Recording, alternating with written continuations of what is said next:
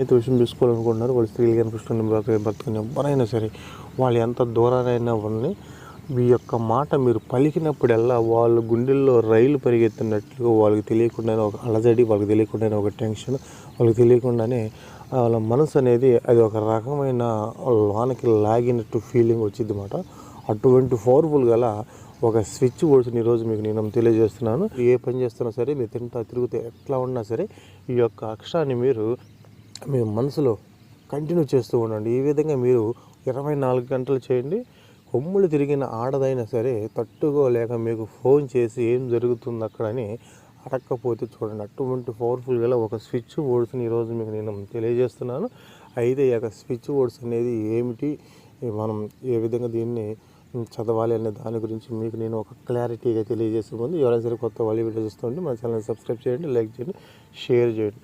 Switch boards, angels numbers, వేదిక switch boards ఇటువంటివన్నీ అనేక రకాలైనవి యూనివర్స్కి సంబంధించిన ఒక తంత్ర మంత్ర యంత్రాలు లాంటివి అన్నమాట. మనకి చూడటానికి ఒక భయంకరమైన మంత్రతంత్ర యంత్రాలు ఉంటాయి, కానీ యూనివర్స్లో అటువంటి ఏముండవు అన్నమాట.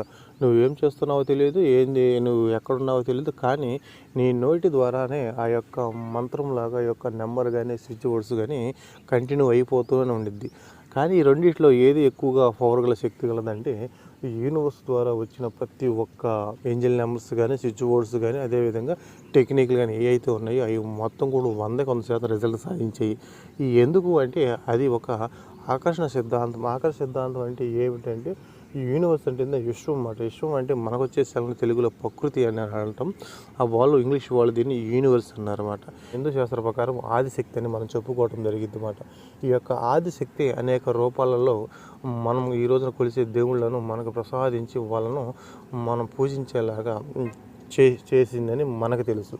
కానీ వాళ్ళు డైరెక్ట్గా యూనివర్స్ అని వాళ్ళు పిలవటం అనేది జరిగింది. సిద్ధాంతం ఏం చెబుతుందంటే ఏ కోరికైనా సరే నీవు జరిగిపోయినట్లుగా దాన్ని నీ కలలో నువ్వు కలగన్నప్పుడు ఎంత సంతోషపడతావో, నువ్వు నిద్రపోతున్నప్పుడు నీకు ఒక మంచి డ్రీమ్ వస్తే నువ్వు ఎంత హ్యాపీగా ఉంటావో, లేకపోతే నువ్వు ఊహించుకొని దానిలో నువ్వు ఉంటే ఎంత ఎంజాయ్ చేస్తావో అటువంటి ఫీలింగ్స్ ఎప్పుడైతే ఒక వ్యక్తి సంతోషంగా ఉంటాడో అప్పుడు నేను అతనికి అన్నీ ఇస్తాను అని ఇక్కడ యూనివర్స్ అనేది చెప్పడం అనేది జరిగిందన్నమాట.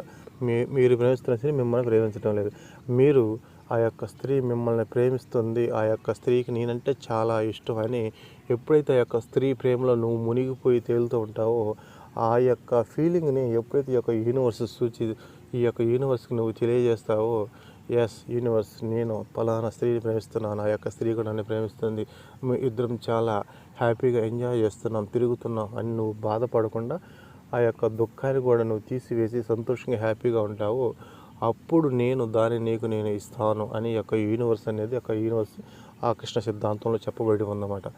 ఆ విధంగా ఈ యొక్క యూనివర్స్ ద్వారా కొన్ని స్విచ్ బోర్డ్స్ అనేవి, కొన్ని ఏంజల్స్ నెంబర్స్ అనేవి రావడం జరిగిందన్నమాట. స్విచ్ బోర్డ్స్ అంటే వచ్చేసి అవి యూనివర్స్కి మంత్రాలతో సమానం, ఏంజల్స్ నెంబర్స్ అంటే తంత్ర యంత్రాలతో సమానం అన్నమాట. వీటిని ఉపయోగించి వాళ్ళు ఈ రోజున ఒక మంచి సక్సెస్ విజయంలో పరిగెత్తుతున్నారు.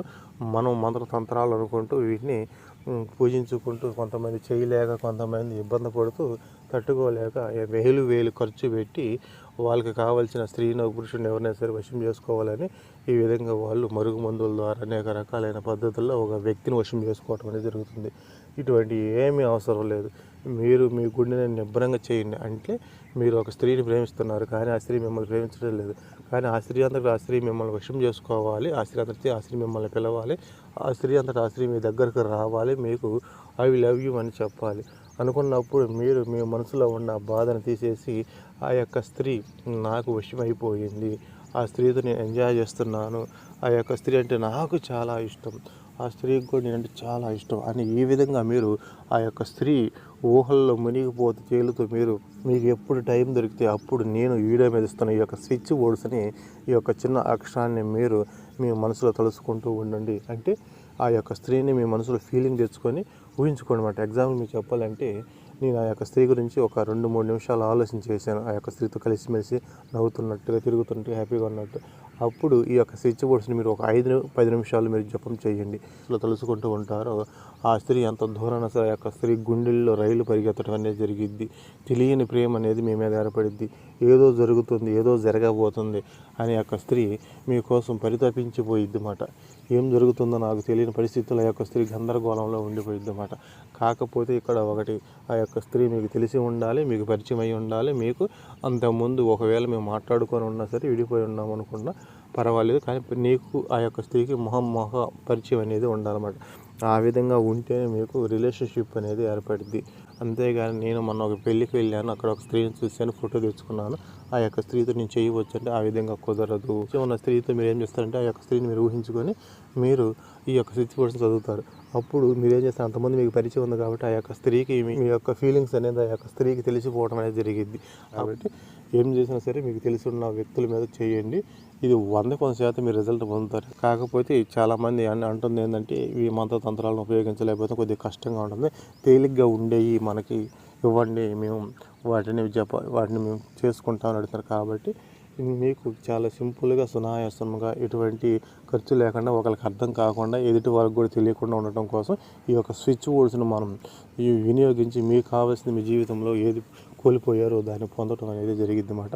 నేను చెప్పిన ప్రకారం మీరు చేయండి. మీకు రోజు మొత్తం మీద ఎప్పుడు టైం దొరికినా సరే ఈ యొక్క స్విచ్ బోర్డ్స్ని ఆ యొక్క స్త్రీని మీ మనసులో ఊహించుకొని, ఆ యొక్క స్త్రీని మీ మనసులో తలుచుకొని ఈ యొక్క స్విచ్ బోర్డ్స్ చెప్పండి.